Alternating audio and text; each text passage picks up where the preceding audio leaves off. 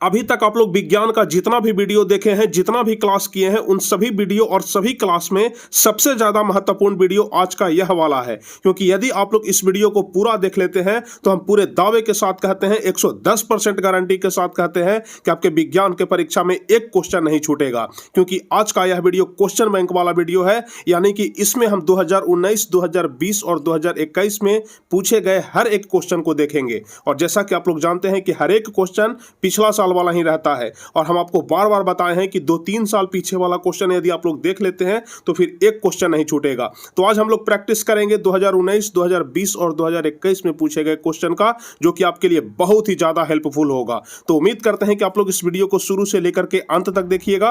तो चलिए बिना समय गवाए हम सबसे पहले नंबर क्वेश्चन की तरफ बढ़ेंगे, लेकिन इसके पहले आप लोग जल्दी जल्दी से चैनल को सब्सक्राइब कर लीजिए ताकि परीक्षा में हम आपको पूरा हेल्प कर सके। तो फटाफट से आप लोग चैनल को सब्सक्राइब कर लीजिए। तो चलिए सबसे पहले नंबर क्वेश्चन की तरफ हम लोग बढ़ेंगे और सबसे पहले हम लोग देखेंगे 2019 में पूछे गए क्वेश्चन को। तो चलिए 2019 में पूछे गए क्वेश्चन के हर एक आंसर को हम लोग जानते हैं, उसके बाद 2020 और उसके बाद 2021 को देखेंगे। तो सबसे पहला नंबर क्वेश्चन आपके स्क्रीन के ऊपर दिखाई दे रहा है, जल्दी से आप लोग इसका जवाब बताइए। तो पहला नंबर क्वेश्चन कह रहा है कि दांतों को साफ करने के लिए दंत मंजन प्रायः होता है। दांतों को साफ करने के लिए दंत मंजन प्रायः क्षारीय होता है कि अम्लीय होता है कि लवण युक्त होता है कि इनमें से कोई नहीं। बताइए पहला का कौन सा ऑप्शन सही होगा। तो हम आपको बहुत बार बता चुके हैं कि दांतों को साफ करने के लिए दंत मंजन क्षारीय होता है। पहला का ए नंबर ऑप्शन सही हो जाएगा। चलिए दूसरा नंबर क्वेश्चन है, क्लोरीन के परमाणु की 12वीं कक्षा में इलेक्ट्रॉनों की संख्या कितना होता है। ठीक है, आप लोगों से यहाँ पर Cl का पूछा जा रहा है, तो आप लोग जानते होंगे कि Cl का परमाणु संख्या कितना होता है, 17 होता है। और जब 17 होता है तो पहले कक्षा में 2 इलेक्ट्रॉन होते हैं, 2 से ज्यादा पहले कक्षा में नहीं हो सकता है। उसके बाद दूसरी कक्षा में 8 से ज्यादा नहीं हो सकता है। उसके बाद इसको पूरा करने के लिए, अष्टक पूरा करने के लिए इसको 8 इलेक्ट्रॉन चाहिए, लेकिन टोटल 17 है तो 8 दूनी 10 हो गया, इसलिए यहाँ पर 8 नहीं होकर के क्या हो जाएगा, 7 हो जाएगा। तो 12वीं कक्षा में कितना इलेक्ट्रॉन हो गया, 7 इलेक्ट्रॉन हो गया। तो यहाँ पर दूसरा का सी नंबर ऑप्शन सही हो जाएगा। क्लोरीन के परमाणु की 12वीं कक्षा में 7 इलेक्ट्रॉन होता है, आप लोग ध्यान रखिएगा। चलिए तीसरा नंबर क्वेश्चन, सुरंगम किस राज्य की जल संग्रहण व्यवस्था है। बताइए, काफी आसान क्वेश्चन है, हम आपको बहुत बार बता चुके हैं। सुरंगम किस राज्य की जल संग्रहण व्यवस्था है। तो सही जवाब हो जाएगा सी नंबर ऑप्शन, केरल की। यानी कि सुरंगम जो है वह केरल की जल संग्रहण व्यवस्था है। तीसरा का सी ऑप्शन सही होगा। चलिए अब चौथा नंबर क्वेश्चन की तरफ हम लोग बढ़ेंगे। वायुमंडल में प्रकाश का कौन सा रंग अधिक प्रकीर्णन करता है। बताइए सबसे अधिक प्रकीर्णन कौन से रंग का होता है। चौथा का कौन सा ऑप्शन सही होगा। तो आपको हम पहले भी बहुत बार बता चुके हैं कि नीले रंग का प्रकीर्णन सबसे अधिक होता है। नीले रंग का प्रकीर्णन सबसे अधिक होता है। जैसे ही हम क्वेश्चन पढ़ते हैं आप लोग नीचे कमेंट में आंसर दे दीजिएगा। वायुमंडल में प्रकाश का कौन सा रंग अधिक प्रकीर्णन करता है, तो नीला रंग, ध्यान रखिएगा। चलिए पांचवा नंबर क्वेश्चन, विद्युत आवेश का एसआई मात्रक क्या होता है। बताइए विद्युत आवेश का एसआई मात्रक क्या होता है। तो आप लोग ध्यान रखिएगा, आपको हम पहले भी बहुत बार बता चुके हैं विद्युत आवेश का एसआई मात्रक क्या होता है। तो विद्युत आवेश का एसआई मात्रक कूलाम होता है। पांचवा का डी नंबर ऑप्शन सही होगा। विद्युत आवेश का एसआई मात्रक कूलाम होता है। छठा नंबर क्वेश्चन, सामान्य अनुशीतलन रक्तदाब कितना होता है, जिसको ब्लड प्रेशर बोलते हैं। सामान्य अनुशीतलन रक्तदाब, तो आप लोगों को पता होगा कि सबसे कम 80 होता है और सबसे अधिक 120 तक अगर रहता है तो ठीक ठाक रहता है। आप लोग डॉक्टर के पास अगर ब्लड प्रेशर चेक कराने जाते हैं तो अगर 120/80 रहता है तो उसको डॉक्टर बोलता है कि बढ़िया है। चलिए सातवां नंबर क्वेश्चन, इनमें से कौन पादप हार्मोन है। बताइए, काफी महत्वपूर्ण क्वेश्चन हम आपको बहुत बार बता चुके हैं। सातवां नंबर, इनमें से कौन पादप हार्मोन है। तो आपको हम बताए हैं कि साइटोकाइनिन जो होता है वह पादप हार्मोन होता है। तो साइटोकाइनिन, सातवां का डी नंबर ऑप्शन, साइटोकाइनिन पादप हार्मोन है। चलिए आठवां नंबर क्वेश्चन कह रहा है कि चालक का प्रतिरोध निर्भर नहीं करता है। चालक का प्रतिरोध किस चीज पर निर्भर नहीं करता है। आठवां का कौन सा ऑप्शन सही होगा। तो चालक का प्रतिरोध चालक की लंबाई पर तो निर्भर करता है, चालक के अनुप्रस्थ काट के क्षेत्रफल पर भी निर्भर करता है, चालक के तापमान पर भी निर्भर करता है, लेकिन चालक में प्रवाहित विद्युत धारा पर निर्भर नहीं करता है। यानी कि डी नंबर ऑप्शन ही सही होगा। चालक का प्रतिरोध किस पर निर्भर नहीं करता है, तो चालक में प्रवाहित विद्युत धारा पर निर्भर नहीं करता है। चलिए 9वां नंबर क्वेश्चन, काफी आसान क्वेश्चन है। बताइए धोबिया सोडा का रासायनिक सूत्र क्या होता है, जिसको धोने वाला सोडा बोलते हैं। तो बताइए धोने वाला सोडा का रासायनिक सूत्र क्या होता है। तो हम आपको बताए हैं कि धोने वाला सोडा का रासायनिक सूत्र होता है Na2CO3 × 10H2O। Na2CO3 × 10H2O धोने वाला सोडा का रासायनिक सूत्र होता है। आप लोग ध्यान रखिएगा, बहुत सारे लोग क्या करते हैं कि अगर Na2CO3 सिर्फ रहता है तो Na2CO3 को ही लगा देते हैं, लेकिन नहीं, इसका पूरा हो जाएगा Na2CO3 इंटू 10H2O, क्योंकि Na2CO3 के एक परमाणु में जल के 10 अणु विद्यमान रहते हैं, आप लोग ध्यान रखिएगा। चलिए अब अगला क्वेश्चन देखते हैं, 10वां नंबर। रुधिर का कौन सा अवयव रक्त स्राव को रोकने में मदद करता है, बताइए। अगर कहीं पे कट छट जाता है तो कौन सा अवयव होता है खून में जो कि रक्त को यानी कि खून को रोकने का काम करता है, खून में रक्त का थक्का जमाने का काम करता है। रुधिर का कौन सा अवयव है जो रक्त स्राव को रोकने में मदद करता है? तो ध्यान रखिएगा आप लोग कि प्लेटलेट्स होता है। जो प्लेटलेट्स होता है वो वहीं रक्त को थक्का जमाने का काम करता है। अगर कहीं पे भी कट जाता है तो खून को रोकने का काम प्लेटलेट्स ही करता है। आप लोग ध्यान रखिएगा, 10वां का सी नंबर ऑप्शन सही हो जाएगा। चलिए 11 नंबर क्वेश्चन, निम्न में से कौन जीवाणु जनित रोग नहीं है? देखिए कह रहा है कि जीवाणु जनित रोग नहीं है, तो यहाँ पर जो गोनोरिया है वह जीवाणु जनित रोग है, सिफिलिस है यह भी जीवाणु जनित रोग है, लेकिन जो मस्सा है यह जीवाणु जनित रोग नहीं है, इसलिए 11 का सी नंबर ऑप्शन ही सही होगा, मस्सा। मस्सा जीवाणु जनित रोग नहीं है। चलिए 12 नंबर क्वेश्चन, निम्न में कौन सा पर्यावरण अनुकूलन नहीं है? पर्यावरण अनुकूलन नहीं है कहने का मतलब हो गया कि जिससे कि पर्यावरण को थोड़ा बहुत नुकसान पहुंचता हो। तो देखिए यदि हम लोग पैदल चलते हैं तो कोई नुकसान पर्यावरण को नहीं पहुंचता है, साइकिल से चलते हैं तो कोई नुकसान नहीं पहुंचता क्योंकि कोई धुआं नहीं निकलता है, लेकिन यदि हम लोग मोटरसाइकिल से चलेंगे तो उससे तो पर्यावरण होगा, पहला तो कि ध्वनि प्रदूषण भी होता है, दूसरा वायु प्रदूषण भी होगा क्योंकि मोटरसाइकिल से धुआं निकलता है। इसलिए निम्न में से कौन पर्यावरण के अनुकूलन नहीं है? तो सी नंबर ऑप्शन ही होगा, मोटरसाइकिल से चलना। चलिए 13 नंबर क्वेश्चन, निम्न में किस धातु का गलनांक सबसे कम होता है? बताइए निम्न में से किस धातु का गलनांक सबसे कम होता है? 13 का कौन सा ऑप्शन सही होगा? तो ध्यान रखिएगा Al का, 13 का ए नंबर ऑप्शन सही होगा। Al का गलनांक सबसे कम होता है। Al कहने का मतलब एल्युमिनियम होता है, आप लोग ध्यान रखिएगा। सारे संकेत आप लोग ध्यान रखिएगा। एल्युमिनियम का संकेत क्या होता है? कॉपर का संकेत, सोना का संकेत, लोहा का संकेत, चांदी का संकेत, कार्बन का, ये सभी सारे संकेत आप लोग ध्यान कर लीजिएगा, ध्यान से याद कर लीजिएगा। तो आपसे यहाँ पर पूछा जा रहा है कि निम्न में से किस धातु का गलनांक सबसे कम है, धातु पूछा जा रहा है, तो यहाँ पर एल्युमिनियम हो जाएगा, ध्यान रखिएगा। चलिए 14 नंबर क्वेश्चन, निम्न में किस दर्पण की फोकस दूरी धनात्मक होती है? बताइए किस दर्पण की फोकस दूरी धनात्मक होती है? तो आप लोग ध्यान रखिएगा, आपको हम पहले भी बताए हैं, तो बताइए नीचे लाइव चैट में कि किसका फोकस दूरी धनात्मक होता है। तो आप लोग ध्यान रखिएगा, उत्तल दर्पण का, उत्तल दर्पण का फोकस दूरी धनात्मक होता है। और यदि ऋणात्मक पूछ रहा है कि किसका फोकस दूरी ऋणात्मक होता है तो अवतल दर्पण हो जाएगा। इस बात को आप लोग ध्यान रखिएगा, बहुत महत्वपूर्ण क्वेश्चन है, हमेशा पूछा जाता है। चलिए निम्न में से कौन सा उपधातु है? बताइए यहाँ पर कि निम्न में से कौन सा उपधातु है? बताइए कौन सा ऑप्शन सही होगा? तो इसका सही जवाब हो जाएगा जर्मेनियम। जर्मेनियम का संकेत Ge होता है, तो यहाँ पर 15 का सी नंबर ऑप्शन सही जवाब हो जाएगा, Ge, ध्यान रखिएगा।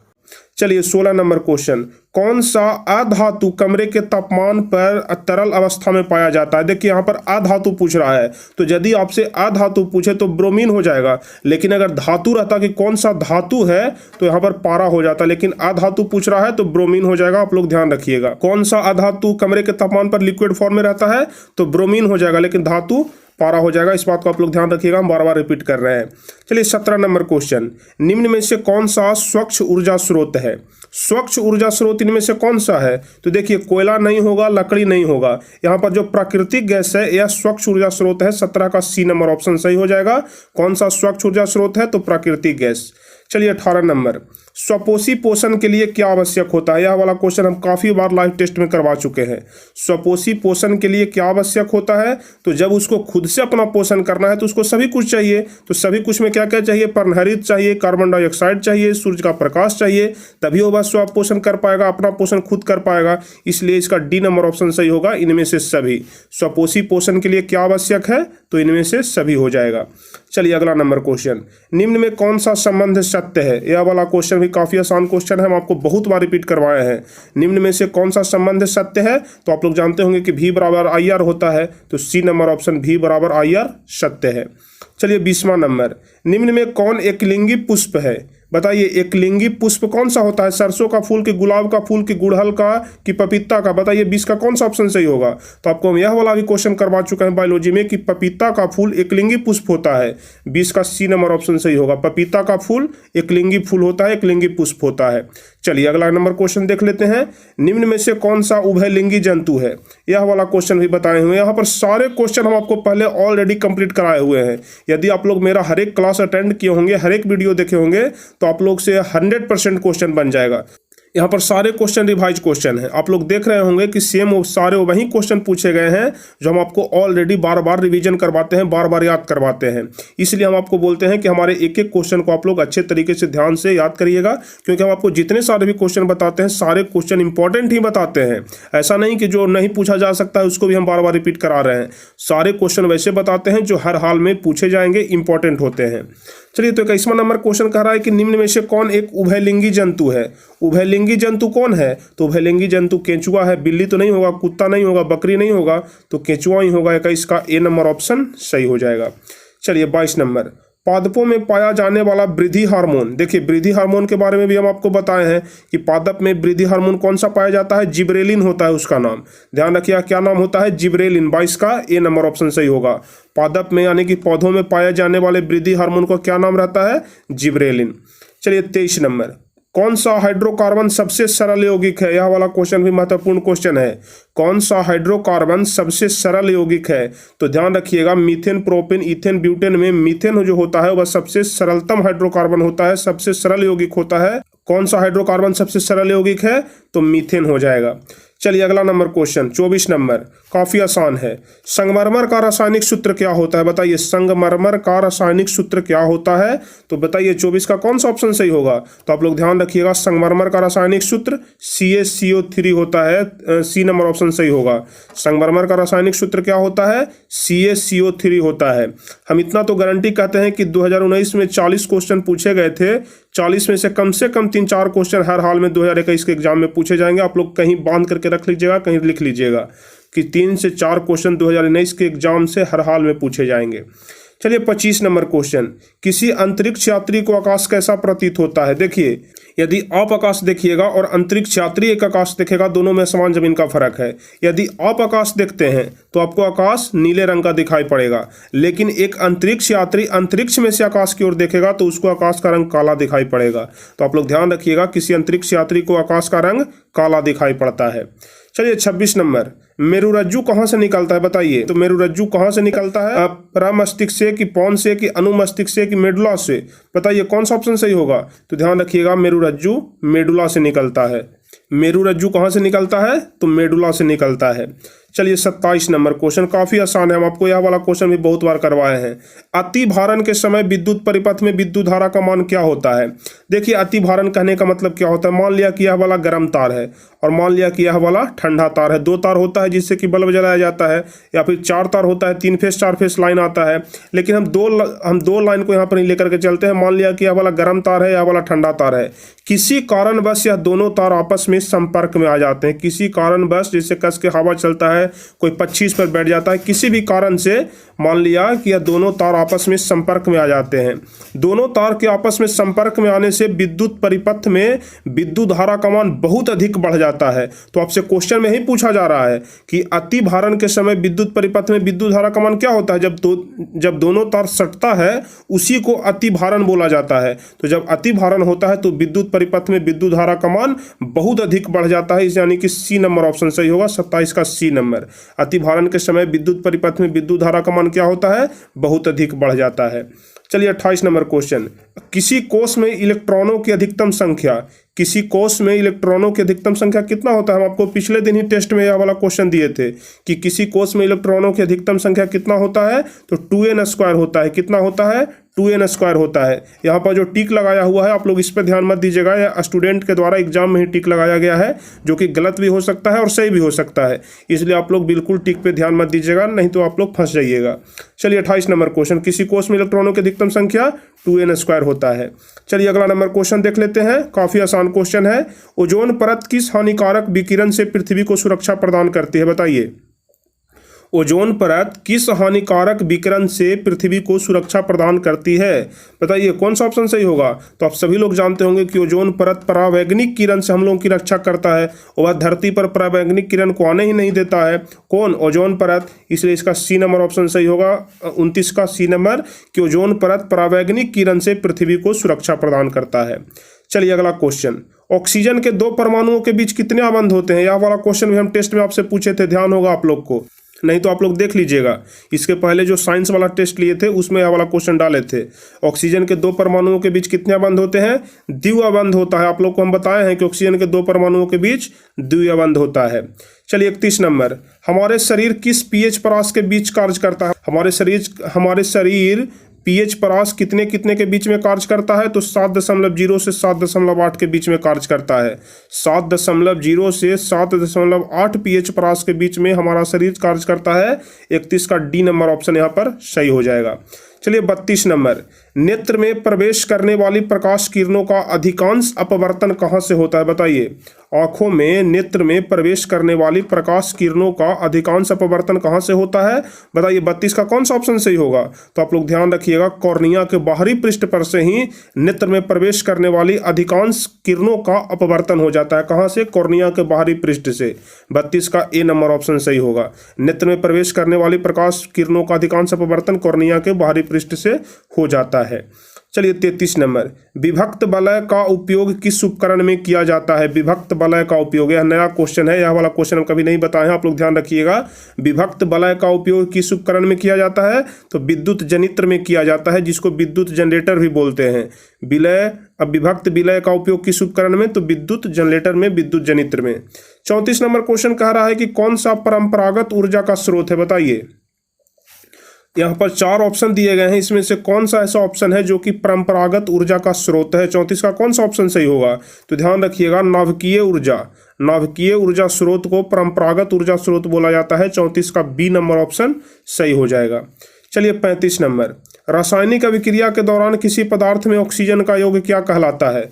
रासायनिक अभिक्रिया के दौरान किसी पदार्थ में ऑक्सीजन का योग हम आपको बताए थे। रासायनिक समीकरण वाला यदि आप लोग वीडियो नहीं देखे हैं तो जरूर देख लीजिएगा, उसमें आपको पूरा हम बताए हैं कि अपचयन अभिक्रिया क्या है, उपचयन क्या है, ऑक्सीकरण क्या है, द्विविस्थापन क्या है, विस्थापन क्या है, संयोजन क्या है, वियोजन क्या है, पूरा डिटेल में, पूरा अच्छी तरीके से, पूरा बारीकी से हम आपको समझा करके बताए हैं। हम कोशिश करेंगे कि उसका लिंक हम नीचे डिस्क्रिप्शन में दे देंगे, आप नीचे कमेंट बॉक्स में दे देंगे, आप लोग देख लीजिएगा।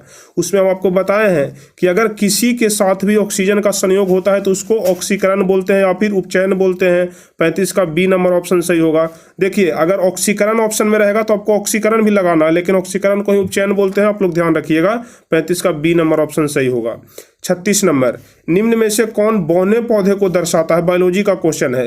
बौने पौधे को कौन दर्शाता है? तो देखिए, दोनों अगर स्मॉल टी रहे तो इसको बौना पौधा को दर्शाता है, ध्यान रखिएगा। तो दोनों स्मॉल टी सी नंबर में है, तो 36 का सी नंबर ऑप्शन सही हो जाएगा। दोनों स्मॉल टी ही रहना चाहिए, ध्यान रखिएगा। एक कैपिटल एक का स्मॉल रहेगा तो गलत हो जाएगा, दोनों स्मॉल रहना चाहिए। 37 नंबर क्वेश्चन कह रहा है कि निम्न में से किस माध्यम में प्रकाश की चाल अधिकतम है? बताइए, सबसे अधिक प्रकाश की चाल कहाँ होता है? हवा में होता है कि शीशा में होता है कि जल में होता है कि हीरा में होता है? 37 का कौन सा ऑप्शन सही होगा? तो आप लोग को पता होगा कि सबसे अधिक प्रकाश की चाल जल में होता है। बी नंबर ऑप्शन सही हो जाएगा। यहाँ पर 4 ऑप्शन में से सबसे अधिक जल में होता है। चलिए 38 नंबर क्वेश्चन, किसी लेंस द्वारा उत्पन्न आवर्धन का SI मात्रक किस में होता है? मीटर में होता है कि सेंटीमीटर में होता है कि मिलीमीटर में होता है कि मात्रक विहीन होता है? तो एक बार ध्यान रखिएगा आप लोग 38 नंबर क्वेश्चन का, किसी लेंस द्वारा उत्पन्न आवर्धन का SI मात्रक क्या होता है? मिलीमीटर में होता है। 38 का सी नंबर ऑप्शन सही होगा। किसी लेंस द्वारा उत्पन्न आवर्धन का SI मात्रक मिलीमीटर में होता है। अब चलिए अगला नंबर क्वेश्चन देखेंगे 39, एल्केन का सामान्य सूत्र क्या होता है? एल्केन का सामान्य सूत्र क्या होता है? तो हम आपको बताए हैं कि एल्केन का सामान्य सूत्र होता है CnH2n+2। CnH2n+2 एल्केन का सामान्य सूत्र होता है। 39 का कौन सा ऑप्शन सही होगा? ए नंबर ऑप्शन। अब चलिए 40 और सबसे लास्ट क्वेश्चन देख लेते हैं हम लोग। जैव विविधता का विशिष्ट स्थल है, बताइए जैव विविधता का विशिष्ट स्थल कौन सा है? फसल क्षेत्र है कि नदी तट है कि वन है कि समुद्र तट है? 40 का कौन सा ऑप्शन सही होगा? तो आप लोग ध्यान रखिएगा, काफी महत्वपूर्ण क्वेश्चन है कि जैव विविधता का विशिष्ट स्थल समुद्र तट है। ठीक है, जैव विविधता का विशिष्ट स्थल समुद्र तट है, ध्यान रखिएगा। 40 का सी नंबर ऑप्शन सही हो जाएगा। तो फाइनली 2019 का पूरा क्वेश्चन हम लोग देख लिए। अब चलिए हम लोग बढ़ते हैं 2020 के सभी क्वेश्चन की तरफ और 2020 के भी सभी क्वेश्चन को हम लोग देखेंगे और उसके बाद 2021 की तरफ बढ़ेंगे। तो चलिए 2020 का सबसे पहला नंबर क्वेश्चन हम लोग देखते हैं। तो पहला नंबर क्वेश्चन हम लोग देखेंगे, जब पश्चिम की ओर प्रक्षेपित कोई धन आवेश कण किसी चुंबकीय क्षेत्र द्वारा उत्तर की ओर विक्षेपित हो जाता है तो चुंबकीय क्षेत्र की दिशा क्या होगी। बहुत ही ज्यादा महत्वपूर्ण प्रश्न है कि जब पश्चिम की ओर प्रक्षेपित कोई धन आवेश किसी चुंबकीय क्षेत्र द्वारा उत्तर की ओर विक्षेपित हो रहा है तो चुंबकीय क्षेत्र की दिशा क्या होगी। तो ध्यान रखिएगा, जब उत्तर की ओर विक्षेपित हो जाए तो चुंबकीय क्षेत्र की दिशा ऊपरी मुखी हो जाएगा। पहला का डी नंबर ऑप्शन सही हो जाएगा। आप लोग सभी नीचे लाइव चैट या कमेंट में इसका आंसर बताते चलिएगा साथ साथ, और लास्ट में जरूर देख लीजिएगा कि कितना आंसर हमारा सही हुआ, इसलिए आप लोग कॉपी पर जरूर लिखते चलिएगा। चलिए दूसरा नंबर क्वेश्चन, हमारे घरों में जो विद्युत आपूर्ति की जाती है वह कैसा होता है, कितना वोल्ट होता है और कौन सा धारा होता है। 220 वोल्ट पर दिष्ट धारा होता है कि 220 वोल्ट पर प्रत्यावर्ती धारा होता है कि 12 वोल्ट पर दिष्ट होता है कि 12 वोल्ट पर प्रत्यावर्ती होता है। बताइए दूसरा का कौन सा ऑप्शन सही होगा। तो हम आपको बहुत बार बता चुके हैं कि हमारे घरों में जो विद्युत आपूर्ति की जाती है वह 220 वोल्ट पर प्रत्यावर्ती धारा होता है।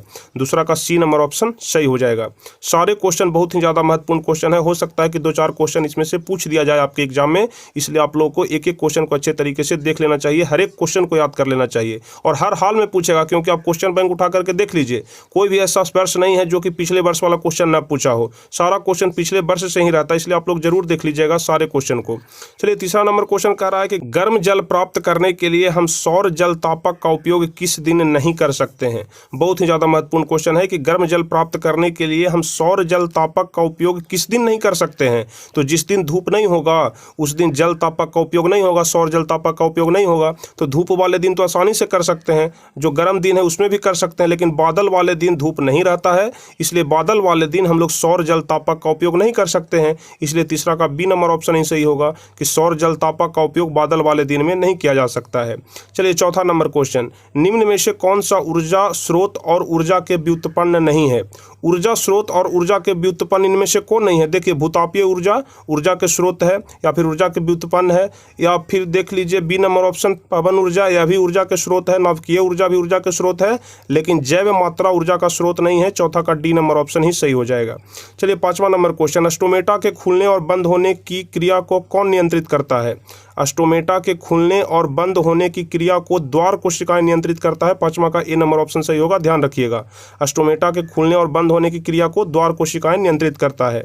छठा नंबर क्वेश्चन कह रहा है कि निम्न में से कौन वृक्क की रचनात्मक एवं क्रियात्मक इकाई है। यह वाला क्वेश्चन बहुत ज्यादा इंपॉर्टेंट है, बहुत ज्यादा महत्वपूर्ण है, आपसे अति लघुतरीय प्रश्न में भी पूछा जा सकता है कि बताइए वृक्क की रचनात्मक एवं क्रियात्मक इकाई को क्या बोला जाता है। तो आप लोग पढ़े होंगे कि वृक्क की रचनात्मक एवं क्रियात्मक इकाई को नेफ्रॉन बोला जाता है। छठा का बी नंबर ऑप्शन सही होगा। नेफ्रॉन का परिभाषा अगर आपसे पूछ दिया जाए अति लघुतरीय में तो आपको बताना है कि वृक्क की रचनात्मक एवं क्रियात्मक इकाई को नेफ्रॉन बोलते हैं। चलिए सातवां नंबर क्वेश्चन कह रहा है कि मानव का प्रमुख उत्सर्जी अंग निम्नांकित में कौन है। मानव का प्रमुख उत्सर्जी अंग, तो हम आपको बहुत बार बता चुके हैं कि मानव का प्रमुख उत्सर्जी अंग वृक्क होता है। सातवां का ए नंबर ऑप्शन सही हो जाएगा। बहुत ही ज्यादा आसान क्वेश्चन है, बस आपको थोड़ा सोचने समझने की जरूरत है।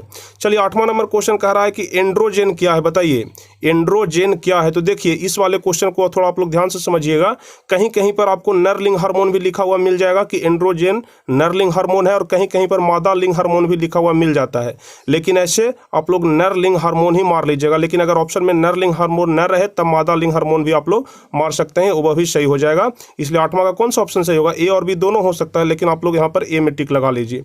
चलिए नौवां नंबर क्वेश्चन, दर्पण के सामने किसी भी दूरी पर स्थित वस्तु का प्रतिबिंब सीधा प्राप्त होता है। यानी कि दर्पण के सामने हम किसी वस्तु को कहीं पर भी रख रहे हैं तो उसका प्रतिबिंब सीधा प्राप्त हो रहा है। तो बताइए कि वह कौन सा दर्पण है। तो आपको हम बताए हैं कि या तो समतल या तो उत्तल में ही किसी भी जगह पर हम लोग कोई वस्तु रख देंगे तो दर्पण में उसका प्रतिबिंब सीधा ही प्राप्त होगा। तो नौवां का कौन सा ऑप्शन सही होगा, या तो समतल हो जाएगा या तो उत्तल हो जाएगा। नौवां का डी नंबर ऑप्शन सही हो जाएगा। चलिए 10वां नंबर क्वेश्चन, जो कि देखिए सबसे ज्यादा इंपॉर्टेंट क्वेश्चन है, अक्सर लोग इस वाले क्वेश्चन में कंफ्यूज कर जाते हैं। कह रहा है कि किसी कार का अग्रदीप में प्रयुक्त दर्पण निम्नलिखित निम्नलिखित में कौन होता है। देखिए आप लोग पढ़े होंगे कि गाड़ी के साइड मिरर के रूप में उत्तल दर्पण का प्रयोग किया जाता है, लेकिन यहाँ पर साइड मिरर नहीं पूछा जा रहा है, यहाँ पर आपसे अग्रदीप पूछा जा रहा है जिसको कि हेडलाइट बोलते हैं। तो यहाँ पर अगर हेडलाइट में पूछ दे, अग्रदीप में पूछ दे तो अवतल दर्पण होगा, लेकिन अगर गाड़ी के साइड मिरर के रूप में पूछ दे, साइड मिरर किसको बोलते हैं, जो ड्राइवर के पास जो दर्पण लगा हुआ रहता है, तो यदि जो ड्राइवर के पास जो दर्पण लगा हुआ रहता है उसके बारे में पूछ दे साइड मिरर के रूप में, तो उसमें उत्तल दर्पण हो जाएगा, लेकिन यहाँ पर अग्रदीप पूछ रहा है तो इसमें अवतल दर्पण हो जाएगा। अब चलिए 11 नंबर क्वेश्चन, निम्नलिखित में किसका अपवर्तनांक सबसे अधिक होता है। बहुत ही ज़्यादा आसान क्वेश्चन, निम्नलिखित में किसका अपवर्तनांक सबसे अधिक होता है, तो हीरा का अपवर्तनांक सबसे अधिक होता है। 11 का डी नंबर ऑप्शन सही होगा। चलिए 12 नंबर क्वेश्चन, निम्नलिखित में से किस लेंस को अभिसारी लेंस कहते हैं। देखिए बहुत ही ज़्यादा महत्वपूर्ण क्वेश्चन, इसमें भी स्टूडेंट अक्सर कन्फ्यूज कर जाते हैं अभिसारी और अपसारी में। देखिए लेंस और दर्पण में यहाँ पर उल्टा होता है, यहाँ पर आपसे पूछा जा रहा है कि अभिसारी लेंस किस लेंस को बोला जाता है, तो ध्यान रखिएगा अभिसारी लेंस बोला जाता है उत्तल लेंस को। ठीक है, 12 का ए नंबर ऑप्शन सही हो जाएगा, अभिसारी लेंस उत्तल लेंस को। लेकिन यदि आपसे अपसारी पूछा जाए तो अवतल लेंस हो जाएगा। लेकिन अगर दर्पण की बात हम लोग करें कि अभिसारी दर्पण किसको बोलते हैं, तो अभिसारी दर्पण उत्तल दर्पण को हो जाएगा और अपसारी दर्पण तो उत्तल दर्पण को हो जाएगा। यहाँ पर दर्पण और लेंस में उल्टा होता है, बस आप लोग लेंस याद रखिएगा तो दर्पण ऑटोमेटिक हो जाएगा। तो क्वेश्चन में क्या पूछ रहा है, अभिसारी लेंस पूछ रहा है, तो अभिसारी लेंस उत्तल लेंस को बोलते हैं, ध्यान रखिएगा। 13 नंबर क्वेश्चन कह रहा है जो भी बहुत ज्यादा इंपॉर्टेंट है, आधुनिक आवर्त नियम के अनुसार तत्वों के गुण धर्म निम्नलिखित में किसके आवर्त फलन होते हैं। बताइए, आधुनिक आवर्त नियम के अनुसार जो तत्व होते हैं उसके गुण धर्म किसके आवर्त फलन के बराबर होते हैं, तो ध्यान रखिएगा परमाणु संख्या के। ठीक है, 13 का बी नंबर ऑप्शन सही हो जाएगा। 14 नंबर क्वेश्चन, आधुनिक आवर्त सारणी की क्षैतिज कतारें निम्नलिखित में क्या कहलाती है। आधुनिक आवर्त सारणी के क्षैतिज कतार को ध्यान रखिएगा आप लोग आवर्त ही बोलते हैं। 14 का ए नंबर ऑप्शन सही होगा, आधुनिक आवर्त सारणी की क्षैतिज कतार को आवर्त बोलते हैं। चलिए 15 नंबर क्वेश्चन, लोहे के फ्राइंग पैन के जंग से बचाने के लिए निम्न में कौन सी विधि उपयोग करते हैं। या तो फ्राइंग पैन हो जाए या फिर लोहा का कोई भी सामान हो जाए, जंग से बचाने के लिए हम लोग क्या करते हैं, या तो उस पर ग्रीज लगाते हैं, या तो उसको पेंट कर देते हैं, या तो जिंक की उस पर परत चढ़ा देते हैं, या फिर इनमें से सभी हो जाएगा, क्योंकि ऑप्शन ए भी होगा, बी भी होगा, सी भी होगा, तो इसका डी नंबर ऑप्शन इनमें से सभी हो जाएगा। 15 का डी नंबर ऑप्शन सही होगा। लोहे को जंग से बचाने के लिए ग्रीस भी लगाते हैं, जिंक की परत भी चढ़ाते हैं, पेंट भी लगाते हैं। अब चलिए 16 नंबर क्वेश्चन क्या कर रहा है हम लोग देख लेते हैं। 16 नंबर क्वेश्चन कह रहा है कि निम्नलिखित में से किस धातु को चाकू से आसानी से काटा जा सकता है। किस धातु को चाकू से आसानी से काटा जा सकता है, तो ध्यान रखिएगा एक लिथियम होता है, लिथियम को आसानी से काट सकते हैं चाकू से। एक सोडियम होता है, सोडियम को भी काटा जा सकता है, और पोटेशियम को भी काटा जा सकता है जिसका संकेत के होता है। तो ध्यान रखिएगा यहाँ पर चाहे तो लिथियम, सोडियम या पोटेशियम कोई भी रहेगा तो उसमें सही आंसर मार देना, लेकिन यहाँ पर सोडियम है। देखिए बी नंबर ऑप्शन में Na किसका संकेत होता है, सोडियम का, तो 16 का बी नंबर ऑप्शन सही हो जाएगा। चलिए 17 नंबर क्वेश्चन, निम्नलिखित में से कौन गैस चूने की पानी को दूधिया कर देता है। बताइए चूने की पानी को दूधिया कौन कर देता है, कार्बन डाइऑक्साइड गैस करता है, ध्यान रखिएगा। 17 का सी नंबर ऑप्शन सही होगा, चूने के पानी को दूधिया कार्बन डाइऑक्साइड गैस करता है। चलिए 18 नंबर क्वेश्चन, टारटेरिक अम्ल निम्नलिखित में किसमें पाया जाता है। टारटेरिक अम्ल जानते होंगे कि खट्टे पदार्थ में पाया जाता है जो बहुत ज़्यादा खट्टा होता है। तो बताइए टमाटर, सिरका, संतरा और इमली में सबसे ज़्यादा खट्टा कौन है, इमली है, तो जाहिर सी बात है इमली में पाया जाएगा। 18 का डी नंबर ऑप्शन सही हो जाएगा। सारे क्वेश्चन महत्वपूर्ण है, आप लोग एक क्वेश्चन को भी मत छोड़िएगा, हर हाल में यहाँ से क्वेश्चन टपकेगा, आपके एग्जाम में हर हाल में पूछा जाएगा। चलिए 19 नंबर क्वेश्चन, जिप्सम का रासायनिक सूत्र क्या है। बहुत ही ज़्यादा महत्वपूर्ण क्वेश्चन है कि जिप्सम का रासायनिक सूत्र क्या है, तो ध्यान रखिएगा जिप्सम का रासायनिक सूत्र होता है CaSO4 × 2H2O। अक्सर यहाँ पर स्टूडेंट हाफ H2O कर देते हैं जो कि बिल्कुल गलत है, 2H2O करिएगा, कंफ्यूज नहीं होना है। चलिए 20वां नंबर क्वेश्चन, जिंक तथा सल्फ्यूरिक अम्ल के बीच अभिक्रिया से निम्नलिखित में कौन सी गैस निकलती है। तो जाहिर सी बात है हम लोग अभिक्रिया करके देख लेते हैं। जिंक का संकेत क्या होता है, Zn होता है, तो Zn प्लस सल्फ्यूरिक अम्ल पूछ रहा है कि जिंक और सल्फ्यूरिक अम्ल के बीच, तो Zn प्लस H2SO4। सल्फ्यूरिक अम्ल का क्या सूत्र होता है, H2SO4, तो H2SO4, तो देख लीजिए यदि जिंक और H2SO4 के बीच अभिक्रिया होगा तो बन जाएगा ZnSO4। ठीक है, ZnSO4 बन जाएगा और प्लस में H2 गैस मुक्त होगा। तो कौन सा गैस मुक्त हो रहा है, H2 गैस मुक्त हो रहा है, तो यहाँ पर सी नंबर ऑप्शन सही होगा। जिंक तथा सल्फ्यूरिक अम्ल के बीच अभिक्रिया से H2 गैस मुक्त होगा। आप लोग समीकरण ध्यान रखिएगा, Zn प्लस H2SO4 से ZnSO4 प्लस H2 बनता है। चलिए 21 नंबर क्वेश्चन, वैद्युत प्रतिरोधकता का SI मात्रक क्या होता है। वैद्युत प्रतिरोधकता का SI मात्रक, अधिकांश बच्चे इसमें ओम मार्क के चले आते हैं जो कि बिल्कुल गलत है। वैद्युत प्रतिरोधकता का सही मात्रक ओम मीटर होता है। ठीक है, 21 का डी नंबर ऑप्शन सही होगा। अब चलिए 22 नंबर क्वेश्चन देख लेते हैं। निम्नलिखित में कौन विद्युत का सबसे अच्छा चालक होता है? मतलब चालक कहने का मतलब सुचालक। तो बताइए निम्नलिखित में कौन विद्युत का सबसे अच्छा चालक होता है? तो जाहिर सी बात है, अब सभी लोग जानते होंगे कि चांदी होता है जो बस विद्युत का सबसे अच्छा सुचालक होता है। 22 का ए नंबर ऑप्शन सही हो जाएगा। चलिए अब अगला प्रश्न देख लेते हैं। विद्युत धारा के चुंबकीय प्रभाव का खोज किसने किया था? बहुत ही ज्यादा महत्वपूर्ण क्वेश्चन है। हो सकता है कि आपके एग्जाम में पूछा जाए कि विद्युत धारा के चुंबकीय प्रभाव का खोज किसने किया था? तो ध्यान रखिएगा, ऑस्ट्रेट ने किया था। बी नंबर ऑप्शन इसका सही हो जाएगा। 24 नंबर क्वेश्चन कह रहा है कि विद्युत मोटर परिवर्तित करता है। बताइए विद्युत मोटर कौन से ऊर्जा को कौन से ऊर्जा में परिवर्तित करता है?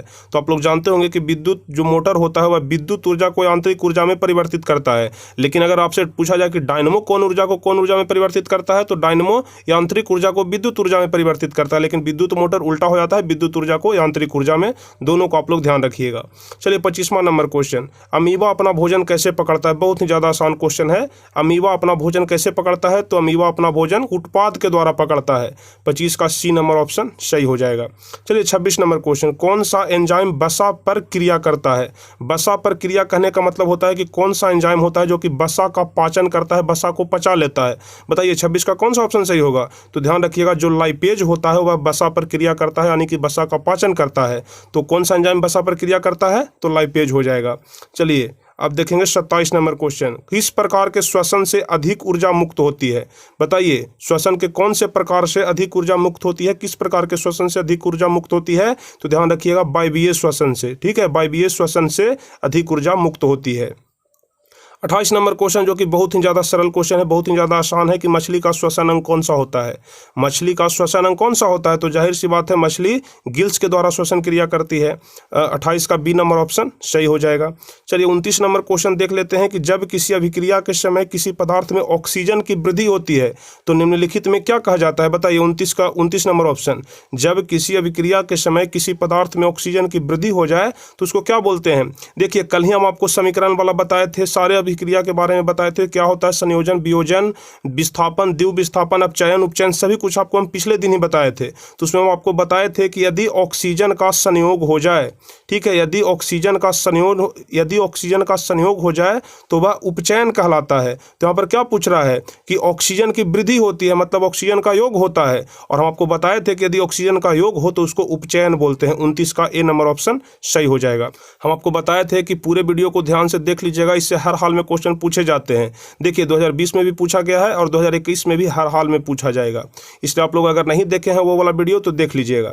चलिए अब अगला नंबर क्वेश्चन, अम्ल का पीएच मान कितना होता है? अम्ल का पीएच मान कितना होता है? 7 से कम होता है। क्षार का पीएच मान कितना होता है? 7 से अधिक होता है। और उदासीन का पीएच मान 7 होता है। तो यहाँ पर पूछ रहा है कि अम्ल का पीएच मान कितना होता है? तो अम्ल का पीएच मान 7 से कम होता है। 30 का ए नंबर ऑप्शन सही होगा। चलिए अब 31 नंबर क्वेश्चन, धोने का सोडा का आणविक सूत्र क्या होता है? बताइए धोने वाला सोडा जो होता है उसका आणविक सूत्र क्या होता है? इसमें भी स्टूडेंट क्या करते हैं कि Na2CO3 मार के चले आते हैं, जो कि बिल्कुल गलत है। अगर Na2CO3 मार के आइएगा तो आपको 1 नंबर नहीं मिलेगा। Na2CO3 × 10H2O मारना है, क्योंकि Na2CO3 में जल के 10 अणु विद्यमान रहते हैं, इसलिए 31 का सी नंबर ऑप्शन सही होगा। धोने का सोडा का आणविक सूत्र होता है Na2CO3 × 10H2O, ध्यान रखिएगा। चलिए 32 नंबर क्वेश्चन, मधुमक्खी का डंक एक अम्ल छोड़ता है जिसके कारण दर्द एवं जलन का अनुभव होता है। बताइए वह अम्ल कौन सा होता है?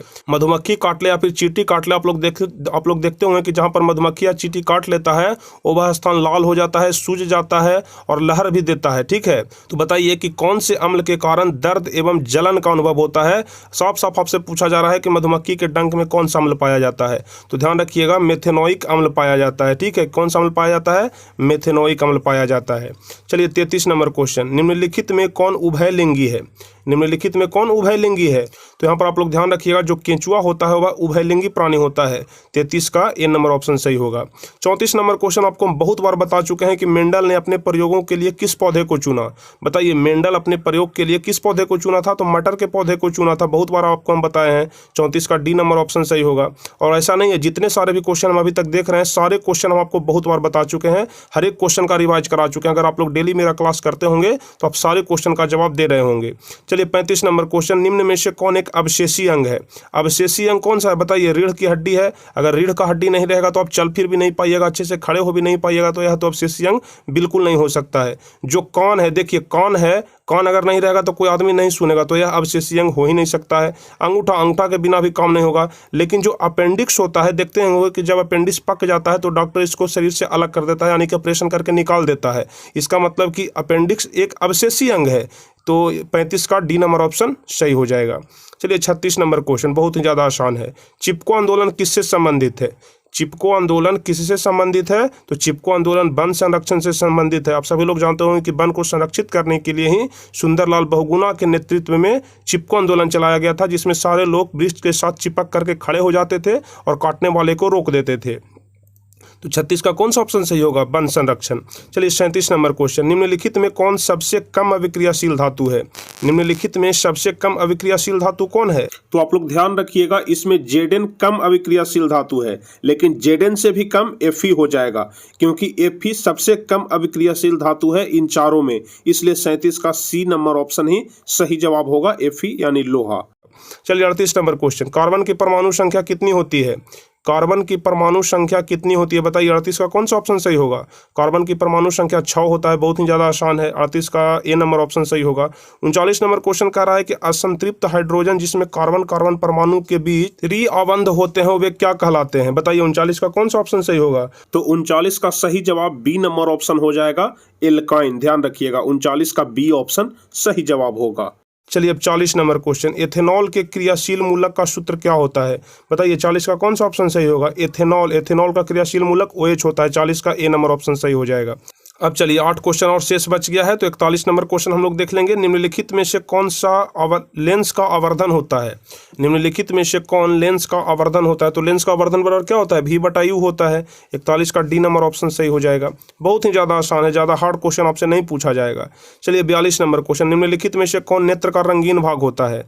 बताइए 42 का कौन सा ऑप्शन सही होगा? नेत्र के रंगीन भाग को क्या कहते हैं? पूरा डिटेल में हम आपको पढ़ा चुके हैं, तो आप लोग ध्यान रखिएगा। 42 का सी नंबर ऑप्शन सही होगा, परितारिका। 43 नंबर क्वेश्चन, वायुमंडल में प्रकाश के किस वर्ण का प्रकीर्णन सबसे अधिक होता है? बताइए 43 का कौन सा ऑप्शन सही होगा? वायुमंडल में प्रकाश के किस वर्ण का प्रकीर्णन सबसे अधिक होता है? तो ध्यान रखिएगा, इसका बी नंबर ऑप्शन सही हो जाएगा, नीले रंग का प्रकीर्णन सबसे अधिक होता है। चलिए 44 नंबर क्वेश्चन कह रहा है कि प्रकाश की किस घटना के कारण सूर्य हमें वास्तविक सूर्योदय से लगभग 2 मिनट पूर्व दिखाई पड़ता है? बताइए प्रकाश के कौन से घटना के कारण सूर्य वास्तविक सूर्योदय के लगभग 2 मिनट पहले दिखाई पड़ने लगता है? 44 का कौन सा ऑप्शन सही होगा? तो ध्यान रखिएगा, वायुमंडलीय अपवर्तन के कारण ऐसा होता है। ठीक है, वायुमंडलीय अपवर्तन के कारण ही जो सूर्य होता है वह वास्तविक सूर्योदय से लगभग 2 मिनट पहले दिखाई पड़ जाता है। चलिए 45 नंबर क्वेश्चन कह रहा है, जो कि बहुत ही ज़्यादा आसान क्वेश्चन है, आयोडीन की कमी से कौन सा रोग होता है? आयोडीन की कमी से कौन सा रोग होता है? तो ध्यान रखिएगा, आयोडीन की कमी से घेघा रोग होता है। 45 का ए नंबर ऑप्शन सही होगा। 46 नंबर क्वेश्चन कर रहा है कि निम्न में से कौन पिट्यूटरी ग्रंथि से निकलने वाला हार्मोन है? बताइए 46 नंबर क्वेश्चन, निम्न में से कौन पिट्यूटरी ग्रंथि से निकलने वाला हार्मोन है? तो पिट्यूटरी ग्रंथि से निकलने वाला हार्मोन वृद्धि हार्मोन होता है। 46 का ए नंबर ऑप्शन सही हो जाएगा। अब 47 नंबर क्वेश्चन कर रहा है कि अमीबा में अलैंगिक जनन किस विधि के द्वारा होता है? तो आप सभी लोग जानते होंगे कि अमीबा में अलैंगिक जनन खंडन विधि के द्वारा होता है। तो इसका कौन सा ऑप्शन सही होगा? बी नंबर ऑप्शन विखंडन हो जाएगा। अक्सर स्टूडेंट इसमें मुकुलन भी मार देते हैं, जो कि बिल्कुल गलत है। ध्यान रखिएगा, अमीबा में अलैंगिक जनन विखंडन विधि के द्वारा होता है। अब 48 नंबर क्वेश्चन देखेंगे, जो कि सबसे लास्ट क्वेश्चन है, फूल का कौन सा भाग फल में बदलता है? बताइए, बहुत ही ज्यादा महत्वपूर्ण क्वेश्चन है। फूल का कौन सा भाग फल में बदलता है? पुंकेसर की, स्त्री केसर की, अंडाशय की, बीजांड? तो ध्यान रखिएगा, जो अंडाशय वाला भाग होता है वहीं फल बनता है। फूल का अंडाशय वाला भाग फल में बदलता है। 48 का सी नंबर ऑप्शन सही हो जाएगा। तो चलिए 2020 में कुल यही 48 क्वेश्चन पूछा गया था, जो कि हम आपको बारी बारी से करके सारे क्वेश्चन बता दिए। इसी क्वेश्चन में 2020 में कोई स्टूडेंट टॉप कर गए और कोई फेल कर गए। और अब चलिए हम लोग फाइनली 2021 में पूछे गए हर एक क्वेश्चन को देखेंगे। तो बस यह अंतिम होगा और आप लोग इसमें शुरू से लेकर के अंत तक एक एक क्वेश्चन का जवाब बताते रहिएगा। तो चलिए हम लोग चलते हैं सबसे पहले नंबर क्वेश्चन की तरफ। चलिए सबसे पहला नंबर क्वेश्चन कह रहा है कि निम्न में कौन सा पदार्थ लेंस के लिए प्रयुक्त नहीं किया जा सकता है? लेंस के लिए तो आप सभी लोग जानते हैं कि लेंस के लिए हमेशा कांच का प्रयोग किया जाता है, लेकिन पहला का सही जवाब हो जाएगा कि पीतल का प्रयोग नहीं किया जाता है, क्योंकि कांच बनाने में जल का उपयोग होता है लेकिन पीतल का उपयोग कभी भी लेंस बनाने के लिए नहीं किया जाता है। तो पहला का सी ऑप्शन सही होगा।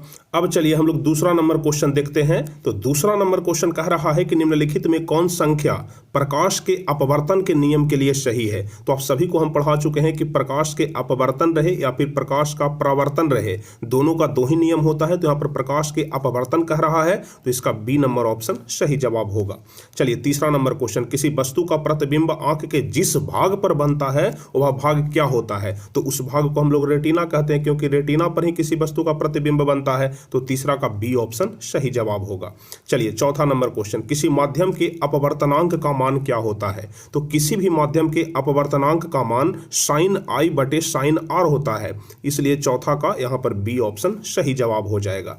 चलिए पांचवा नंबर क्वेश्चन, एक गोलीय दर्पण की फोकस दूरी 20 सेंटीमीटर है, तो यह गोलीय दर्पण कैसा है। देखिए आपको हम एक चीज बता रहे हैं, आप लोग ध्यान रखिएगा, हमेशा धनात्मक मान उत्तल दर्पण का होता है। अगर -20 सेंटीमीटर रहता तो यह अवतल दर्पण हो जाता। तो इसलिए ध्यान रखिएगा कि हमेशा जो धनात्मक मान होता है वह उत्तल दर्पण के लिए होता है। तो अगर गोलीय दर्पण की फोकस दूरी 20 सेंटीमीटर है तो यहां पर उत्तल दर्पण होगा, अगर -20 रहता तो अवतल दर्पण हो जाता। इसको आप लोग ध्यान रखिएगा। चलिए छठा नंबर क्वेश्चन, तालाब का जल गहरा कम दिखाई पड़ता है, इसका कारण क्या है। जैसे आप लोग तालाब में झांकते हैं तो देखते हैं कि गहरा तो बहुत ज्यादा है लेकिन हमें कम ही गहरा दिखाई पड़ रहा है, तो इसका कारण है प्रकाश का अपवर्तन। तो 6 का सी नंबर ऑप्शन सही जवाब होगा। चलिए सातवां नंबर क्वेश्चन, अवतल दर्पण की फोकस दूरी होती है धनात्मक होती है कि ऋणात्मक होती है। तो अभी हम आपको ऊपर में बताए हैं कि अवतल दर्पण की फोकस दूरी ऋणात्मक होती है लेकिन उत्तल दर्पण की धनात्मक होती है। तो यहां पर अवतल पूछ रहा है तो ऋणात्मक हो जाएगा। 7 का ए नंबर ऑप्शन सही जवाब होगा। अब चलिए आठवां नंबर क्वेश्चन कह रहा है कि किसी अवतल दर्पण की फोकस दूरी f और उसकी वक्रता त्रिज्या r है, तो निम्नलिखित में कौन संबंध सही है। तो आप सभी लोग बचपन से पढ़ते आ रहे हैं, 6, 7, 8 क्लास से ही पढ़ते आ रहे हैं कि r बराबर 2f होता है। तो 8 का बी नंबर ऑप्शन सही जवाब होगा। चलिए 9वां नंबर क्वेश्चन, इलेक्ट्रिक हीटर की कुंडली बनाने में किस पदार्थ का प्रयोग किया जाता है। तो आप सभी लोग जानते हैं कि इलेक्ट्रिक हीटर की कुंडली बनाने में नाइक्रोम का प्रयोग किया जाता है। तो 9 का यहाँ पर डी नंबर ऑप्शन सही जवाब होगा। चलिए 10वां नंबर क्वेश्चन, 1 यूनिट विद्युत ऊर्जा का मान क्या होता है। 1 यूनिट विद्युत ऊर्जा का मान 3.6 गुने 10 के पावर 6 जूल होता है। तो यहां पर डी नंबर ऑप्शन सही जवाब होगा। चलिए 11 नंबर क्वेश्चन, 1 किलोवाट घंटा एक इकाई है किस चीज का। सॉरी, किलोवाट घंटा इकाई है किस चीज का, जल्दी से बताइए। तो किलोवाट घंटा, जिसको हम लोग KWH भी बोलते हैं, किलोवाट घंटा, यह किस चीज का मात्रक है। तो 11 का सही जवाब हो जाएगा, ऊर्जा का मात्रक है। 11 का ए नंबर ऑप्शन सही होगा। चलिए 12 नंबर क्वेश्चन, विद्युत फ्यूज विद्युत धारा के किस सिद्धांत पर कार्य करता है। तो विद्युत फ्यूज जो होता है वह विद्युत धारा के उष्मीय सिद्धांत पर कार्य करता है। 12 का ए नंबर ऑप्शन सही होगा। चलिए 13 नंबर क्वेश्चन, वोल्ट मीटर को विद्युत परिपथ में कौन से क्रम में जोड़ा जाता है। वोल्ट मीटर को समांतर क्रम में कि श्रेणी क्रम में। तो ध्यान रखिएगा कि 13 का सही जवाब हो जाएगा कि वोल्ट मीटर को हमेशा समांतर क्रम में जोड़ा जाता है, जबकि अमीटर को श्रेणी क्रम में। तो यहाँ पर वोल्ट मीटर है तो समांतर क्रम ध्यान रखिएगा। चलिए 14 नंबर क्वेश्चन, विद्युत परिपथ में दो बिंदुओं के बीच विभवांतर मापने के लिए क्या प्रयुक्त होता है। तो 14 का सही जवाब हो जाएगा, विभवांतर मापने के लिए वोल्ट मीटर का प्रयोग करते हैं। लेकिन अगर विद्युत धारा रहता कि विद्युत धारा मापने के लिए, तो विद्युत धारा अमीटर से मापा जाता है। चलिए 15 नंबर क्वेश्चन, जल विद्युत संयंत्र किस ऊर्जा को विद्युत ऊर्जा में रूपांतरित करता है। जल विद्युत संयंत्र है वह किस ऊर्जा को विद्युत ऊर्जा में रूपांतरित करता है। तो 15 का सही जवाब हो जाएगा कि स्थितिज ऊर्जा को विद्युत ऊर्जा में। तो यहाँ पर 15 का डी ऑप्शन सही होगा।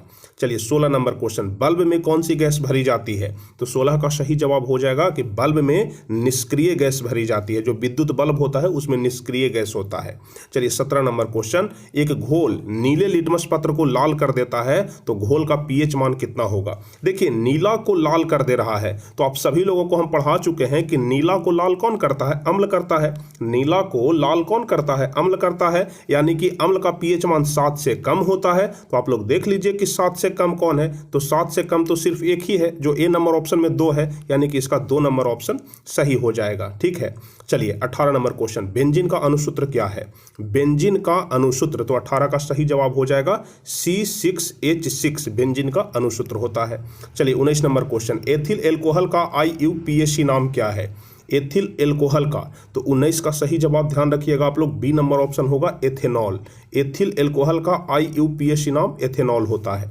चलिए 20वां नंबर क्वेश्चन बताइए, CnH2n निम्नलिखित में किसका सामान्य सूत्र है? CnH2n, तो ध्यान रखिएगा 20 का सही जवाब हो जाएगा बी नंबर ऑप्शन। 20 का बी नंबर ऑप्शन एल्कीन का सामान्य सूत्र है। चलिए 21वां नंबर क्वेश्चन बताइए, लोहे की परमाणु संख्या। अच्छा जल्दी से आप लोग कमेंट करके बताइए तो कि लोहे का संकेत क्या होता है, जल्दी से आप लोग बताइए। तो आप लोग ध्यान रखिएगा कि लोहा का संकेत Fe होता है, लोहा का संकेत Fe और परमाणु संख्या 26 होता है, तो 21 का बी नंबर ऑप्शन सही जवाब होगा। चलिए उसके बाद हम लोग 22 नंबर क्वेश्चन देखेंगे, लेकिन इसके पहले जो भी स्टूडेंट अभी तक वीडियो को लाइक नहीं किए हैं तो फटाफट से पहले आप लोग लाइक कर दीजिए। अगर शेयर नहीं किए हैं तो अपने दोस्तों के पास अपने ग्रुप में शेयर करिए, और जो भी स्टूडेंट चैनल पर नए हैं तो जल्दी से चैनल को सब्सक्राइब कर लीजिए ताकि आगे के हर एक वीडियो का नोटिफिकेशन आपको मिल सके। चलिए 22वां नंबर क्वेश्चन देखते हैं। कह रहा है कि स्टेनलेस स्टील में लोहा एवं कार्बन के अलावा अन्य तत्व क्या रहता है? स्टेनलेस स्टील में, तो 22 का सही जवाब क्या होगा? ध्यान रखिएगा कि नकल एवं क्रोमियम रहता है, तो 22 का सी नंबर ऑप्शन सही होगा। चलिए 23 नंबर क्वेश्चन, पीतल क्या है? धातु है कि अधातु है कि मिश्र धातु है कि उपधातु है? तो 23 का सही जवाब हो जाएगा कि पीतल एक मिश्र धातु है, 23 का सी ऑप्शन सही होगा। चलिए 24 नंबर क्वेश्चन, निम्नलिखित यौगिकों में कौन अम्ल है? कौन सा यौगिक है जो कि अम्ल है, जल्दी से बताइए। तो आप सभी लोग जानते हैं कि H2SO4 अम्ल है, तो 24 का बी नंबर ऑप्शन सही जवाब होगा। चलिए 25 नंबर क्वेश्चन, निम्नलिखित में कौन प्राकृतिक सूचक है? प्राकृतिक सूचक, तो 25 का सही जवाब हल्दी प्राकृतिक सूचक है। जो प्राकृतिक, देखिए यहाँ पर कृत्रिम नहीं बोल रहा है, अगर कृत्रिम रहता था तो मेथिल ऑरेंज भी हो जाता, लेकिन प्राकृतिक सूचक है तो हल्दी हो जाएगा। चलिए 26 नंबर क्वेश्चन, OH अभिक्रियाशील मूलक यौगिक का नाम क्या है? OH, तो ध्यान रखिएगा 26 का सही जवाब हो जाएगा एल्कोहल। ठीक है, एल्कोहल, 26 का बी नंबर ऑप्शन सही जवाब हो जाएगा। चलिए 27 नंबर क्वेश्चन, कैल्शियम कार्बाइड जल के साथ अभिक्रिया करके क्या देता है? जो कैल्शियम कार्बाइड है यह जल के साथ अभिक्रिया करके क्या देता है? तो 27 का सही जवाब एथाइन हो जाएगा। चलिए 28 नंबर क्वेश्चन, ओजोन के एक अणु में ऑक्सीजन के परमाणुओं की संख्या। तो ओजोन का सामान्य सूत्र क्या होता है? ओजोन का रासायनिक सूत्र O3 होता है। तो देख लीजिए ऑक्सीजन का एक परमाणु है, ऑक्सीजन का एक अणु है, लेकिन परमाणु की संख्या 3 है, तो यहाँ पर सी ऑप्शन सही जवाब हो जाएगा। चलिए उसके बाद 29 नंबर क्वेश्चन, कमरे के ताप पर द्रव अवस्था में रहने वाली धातु कौन है? जो कमरे के ताप पर भी यानी कि रूम टेम्परेचर पर लिक्विड फॉर्म में रहता है, तो 29 का सही जवाब आप लोग ध्यान रखिएगा ए नंबर ऑप्शन होगा पारा। 29 का ए ऑप्शन सही जवाब हो जाएगा। अब चलिए 30वां नंबर क्वेश्चन कह रहा है कि सरलतम हाइड्रोकार्बन क्या है? सरलतम हाइड्रोकार्बन, तो 30 का सही जवाब ए नंबर ऑप्शन होगा मीथेन सरलतम हाइड्रोकार्बन है। चलिए 31 नंबर क्वेश्चन, निम्नलिखित में कौन क्षारीय ऑक्साइड है? क्षारीय ऑक्साइड, तो 31 का सही जवाब हो जाएगा Na2O। ध्यान रखिएगा 31 का सही जवाब कौन सा होगा? D number option. चलिए 32 नंबर क्वेश्चन, बेकिंग पाउडर एक मिश्रण है, किस चीज का मिश्रण है? जो बेकिंग पाउडर है या किस चीज का मिश्रण है? तो 32 का सही जवाब हो जाएगा NaHCO3 एवं टार्टरिक अम्ल का। 32 का डी नंबर ऑप्शन सही जवाब हो जाएगा। तो ठीक है, आप लोग ध्यान रखिएगा बेकिंग पाउडर NaHCO3 एवं टार्टरिक अम्ल का एक मिश्रण है। चलिए उसके बाद बताइए 33 नंबर क्वेश्चन, न्यूक्लियस शब्द किनके द्वारा दी गई थी? न्यूक्लियस शब्द, तो 33 का सही जवाब क्या होगा? ध्यान रखिएगा कि रॉबर्ट ब्राउन के द्वारा। 33 का ए ऑप्शन सही होगा। चलिए 34 नंबर क्वेश्चन, पौधे में भोजन किस रूप में जमा होता है? जल्दी से बताइए। तो 34 नंबर क्वेश्चन कि पौधे में भोजन किस रूप में जमा होता है? तो 34 का सही जवाब हो जाएगा स्टार्च के रूप में। 34 का सी ऑप्शन सही होगा। चलिए 35 नंबर क्वेश्चन, प्रसिद्ध पुस्तक द माइक्रोग्राफिया किनके द्वारा लिखी गई है? द माइक्रोग्राफिया किनके द्वारा लिखी गई है? तो 35 का सही जवाब हो जाएगा रॉबर्ट के द्वारा। यहां पर 35 का सही जवाब डी ऑप्शन होगा। चलिए 36 नंबर क्वेश्चन, पौधों और पशुओं की कोशिकाओं का वैज्ञानिक अध्ययन क्या कहलाता है? पौधों और पशुओं की, या फिर कह सकते हैं कि पौधों और जंतुओं की कोशिकाओं का वैज्ञानिक अध्ययन क्या कहलाता है? तो 36 का सही जवाब हो जाएगा कोशिका विज्ञान कहलाता है। 36 का यहां पर बी ऑप्शन सही होगा।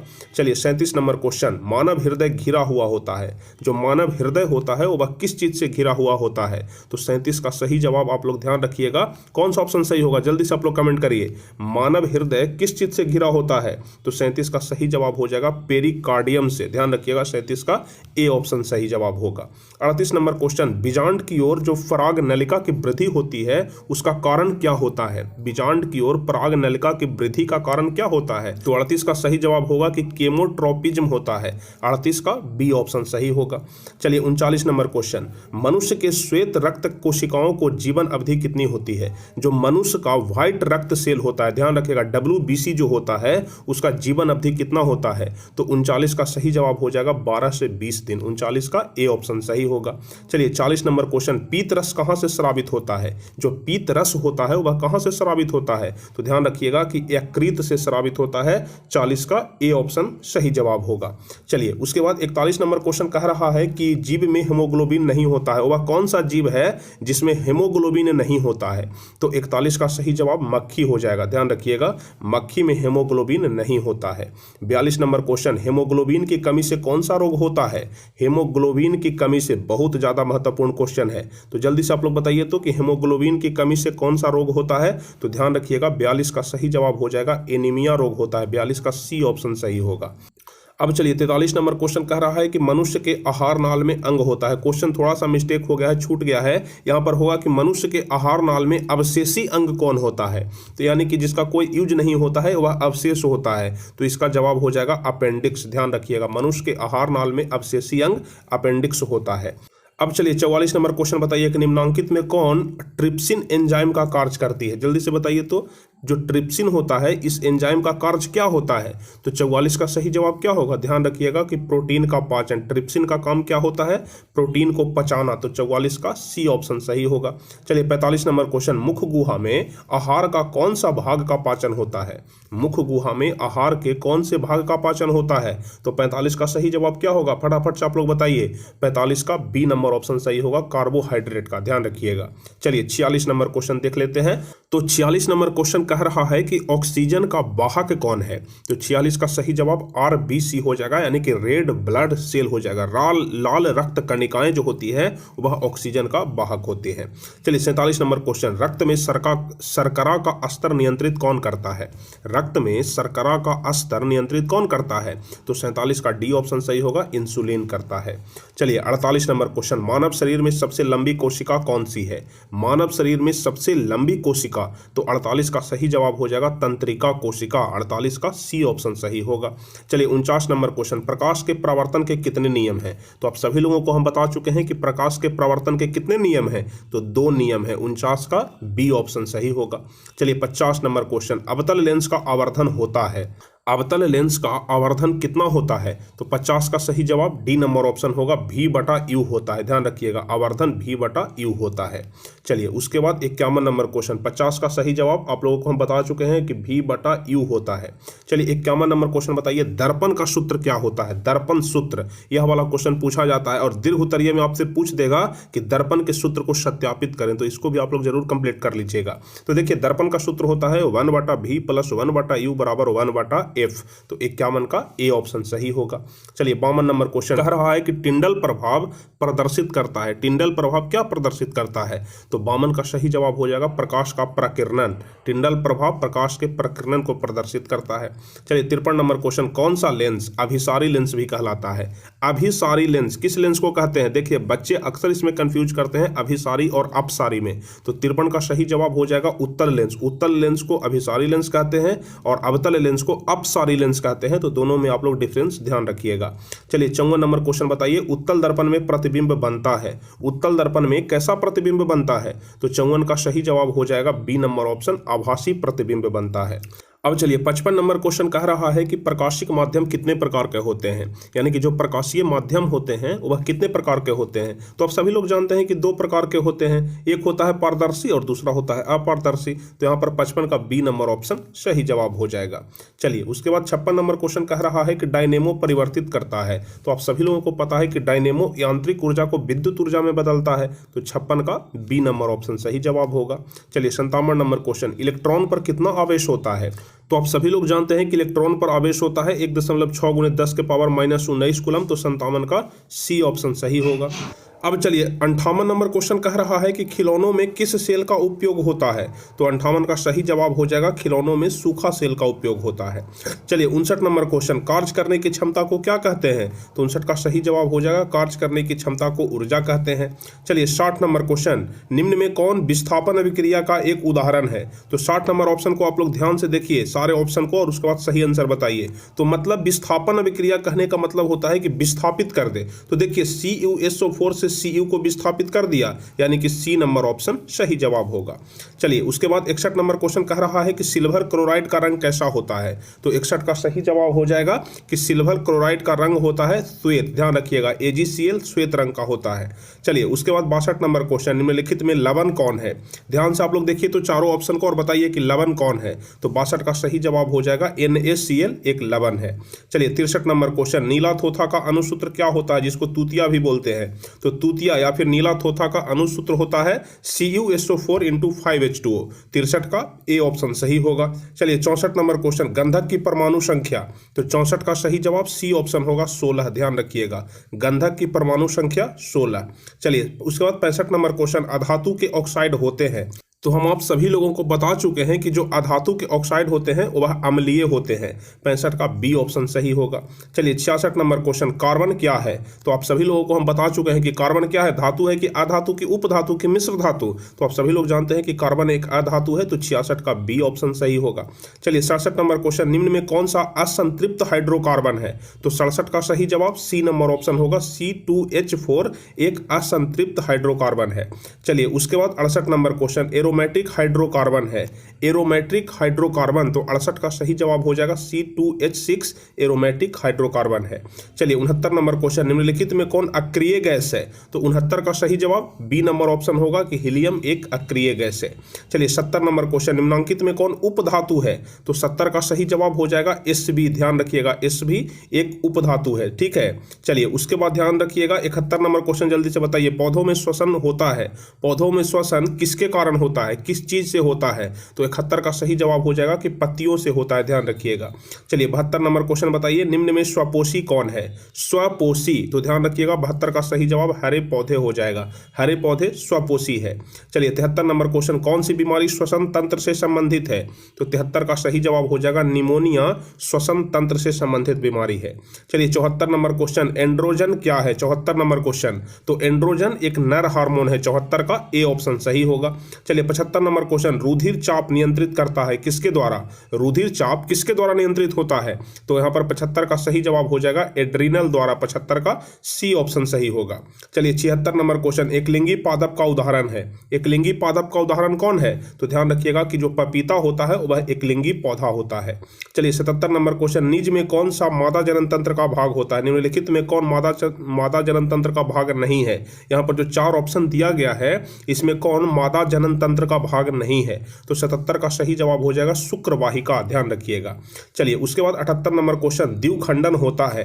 द्विखंडन किस चीज में होता है। तो आप लोग ध्यान रखिएगा कि द्विखंडन प्रामेशियम में भी होता है, अमीबा में भी और लेशमानिया में भी, यानी कि इसका डी नंबर ऑप्शन सही जवाब होगा। 79 नंबर क्वेश्चन कह रहा है कि टेस्टोस्टेरोन स्रावित होता है, किस चीज से स्रावित होता है। तो यहाँ पर 79 का सही जवाब हो जाएगा ब्रिसन से स्रावित होता है। अब चलिए हम लोग 80 नंबर क्वेश्चन को देखेंगे, लेकिन उसके पहले जो भी स्टूडेंट अभी तक वीडियो को लाइक नहीं किए हैं तो आपके पास सिर्फ 2 सेकंड का समय है। आपसे मेरा रिक्वेस्ट है कि आप लोग जल्दी से इस वीडियो को लाइक कर दीजिए। और चलिए इसी के साथ हम लोग देखते हैं 80 नंबर क्वेश्चन कि मानव मस्तिष्क का औसत भार कितना होता है, जो कि एक बहुत ही ज्यादा महत्वपूर्ण क्वेश्चन है। तो 80 का सही जवाब कौन सा होगा। ध्यान रखिएगा 80 का सी ऑप्शन सही जवाब होगा 1400 ग्राम। ध्यान रखिएगा 1300 से 1400 ग्राम के आसपास मानव मस्तिष्क का वजन होता है। तो 1.4 kg, 80 का सी ऑप्शन सही होगा। तो यह जितने सारे भी क्वेश्चन थे, सारे क्वेश्चन 2021 के फाइनल परीक्षा में पूछा गया था फर्स्ट सिटिंग में। तो यहां पर हम आपको जितने सारे भी क्वेश्चन बताए वह 2021 के फाइनल परीक्षा में पूछा गया क्वेश्चन है। तो हम उम्मीद करते हैं कि आप सभी लोग यह सारे क्वेश्चन को जरूर कंप्लीट कर लेंगे, ताकि परीक्षा में अगर इसमें से कोई भी एक आध दो क्वेश्चन घुसा दे तो इसका जवाब आप लोग जरूर दे देंगे। तो चलिए उम्मीद करते हैं कि आप सभी लोग अच्छे तरीके से इस पूरे क्वेश्चन को समझ गए होंगे। अगर आपको क्लास अच्छा लगा हो तो जल्दी से आप लोग इस वीडियो को लाइक कर दीजिए। अगर चैनल पर नए हैं तो जल्दी से चैनल को सब्सक्राइब कर दीजिए और जल्दी से कमेंट में बताइए कि 80 में से कितने क्वेश्चन का सही जवाब आप लोग दिए हैं। तो चलिए फिर मिलते हैं हम अगले क्लास में। तब तक के लिए जय हिंद, धन्यवाद।